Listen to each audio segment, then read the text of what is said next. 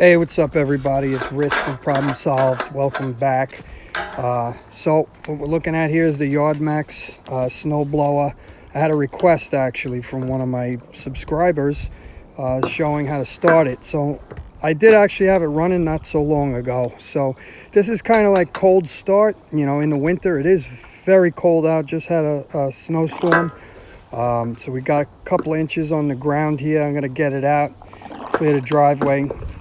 So basically, kind of obvious, but of course, you want to make sure you have a full tank of gas first, and you don't want to overfill it. So you basically want to fill it till you can see the gas level below the fill cap there. And that's what I'm doing now. So, you know, obviously read all the instructions that came with your equipment and follow the directions. The manufacturer usually would know best, you know, how to take care of and operate their equipment, follow any safety instructions. Once you're full on the gas, next thing, we have this on-off switch. That's for the power to the motor, the electric circuit, I guess. You want to make sure that's on. Now we're looking at the choke. You see how we have an arrow going to the left on the choke? It's not really self-explanatory which way, and the picture doesn't help very much at all. That's the run position to the right, and to start it, you want to have the choke all the way to the left. So all the way to the left towards the picture and the direction of the arrow. This is the gas. So once the choke is closed all the way to the left, then you put your gas on. When running the machine, you want the gas on. When you're going to shut it down, you shut the gas off. So the arrow is showing you which way to put the gas, the fuel.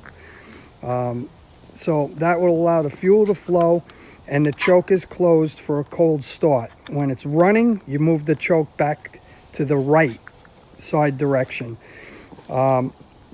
Once that's set, you could basically leave the throttle to the left on the low setting. You grab your pull cord and you give it a couple of pulls. Normally, if the machine's warm or in the summer, it only takes me two shots so far since I've had it. This time we're looking at 5, so it could take up to 5 shots. You do also want to make sure that you prime it, and that bulb, the red bulb there on the air filter, you've got to press that a couple of times. I thought I put that actually in this video.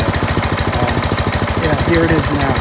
So that's before you actually attempt to start. You want to make sure that you have the air filter priming bulb pressed a couple of times.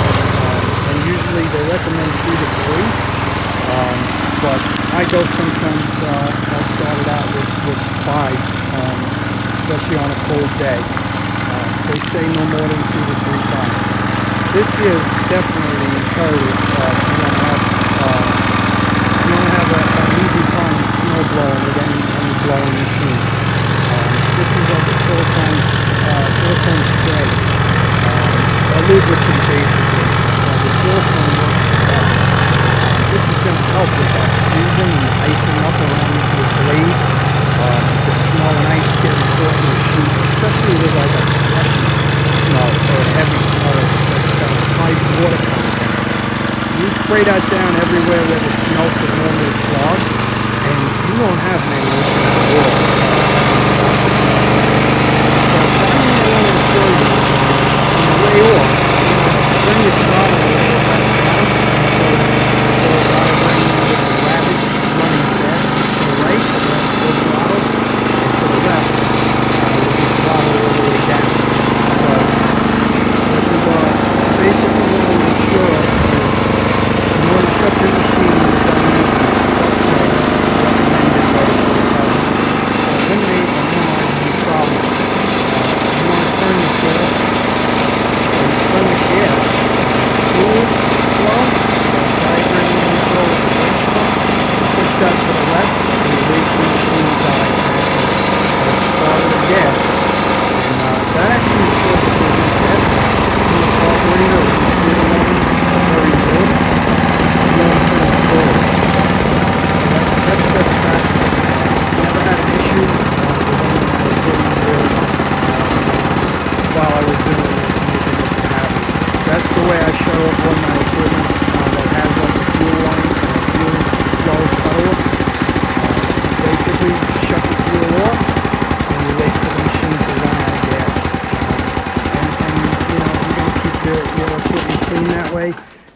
your carburetor will not gunk up. And once the machine's completely off, you flip the power or the electrical on-off switch to the off position.